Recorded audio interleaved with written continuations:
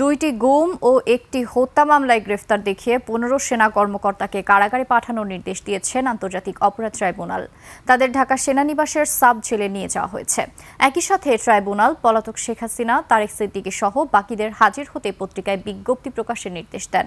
বিচারপতি মোহাম্মদ গোলাম মর্তুজা মজুমদারের নেতৃত্বাধীন ৩ সদস্যের ট্রাইব্যুনাল এই নির্দেশ দেন। আরেফিন শাওনকে সঙ্গে নিয়ে শাকির আরজু রিপোর্ট। নায়াসিনামাইড ও স্যালিসাইলিক সমৃদ্ধ লিলি ফেস ওয়াশ যা ফেসের ডেড স্কিন সেল দূর করে দেয় দ্বিগুণ ফাস্টার ব্রাইটেনিং। সকাল 7:15টার দিকে কড়া নিরাপত্তা বেষ্টনীতে প্রিজন ভ্যানে করে 15 জন সেনা কর্মকর্তাকে ট্রাইব্যুনালে হাজির করা হয়। পরে তাদের ট্রাইব্যুনালে কারা হেফাজতে রাখা হয়। সেনা কর্মকর্তাদের আইনজীবী জামিন সহ মোট 3টি আবেদন করেন। এর মধ্যে রয়েছে বিচার চলাকালে সেনানিবাসের ভেতর সাময়িক কারাগারে রাখার আবেদনও। তাদের বিরুদ্ধে আওয়ামী লীগ সরকারের শাসনামলে গুম নির্যাতনের মাধ্যমে মানবতাবিরোধী অপরাধের ঘটনায় 2টি মামলা হয়েছে। আর জুলাই গণ অভ্যুত্থানের সময় রাজধানীর রামপুরা ও বনশ্রী এলাকায় সংগঠিত মানবতাবিরোধী অপরাধের ঘটনায় হয়েছে 1টি মামলা। শুনানি শেষে ট্রাইব্যুনাল গ্রেফতার দেখিয়ে কারাগারে পাঠিয়ে দেন।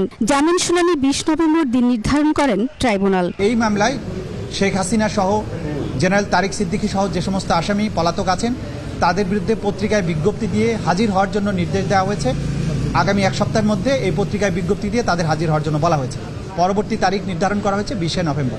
এক প্রশ্নের জবাবে চিফ প্রসিকিউটর জানান, আইন অনুযায়ী 15 সেনা কর্মকর্তা চাকরিতে বহাল নেই। তবে এই নিয়ে ভিন্নমত রয়েছে সেনা কর্মকর্তাদের আইনজীবীর মধ্যে। 47 ক এটা লফুল কিনা এটাও চ্যালেঞ্জযোগ্য। ফ্যাসিজমের সময় এইগুলো আমরা চ্যালেঞ্জ করতে পারিনি, এখন চ্যালেঞ্জ হতে পারে, কারণ সংবিধানের উপরে কোনো আইন থাকতে পারে না।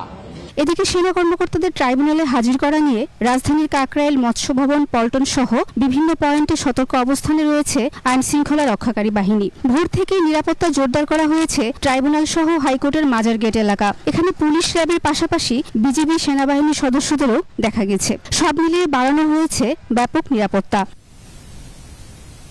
শাকির আরজু, 21 টেলিভিশন, ঢাকা।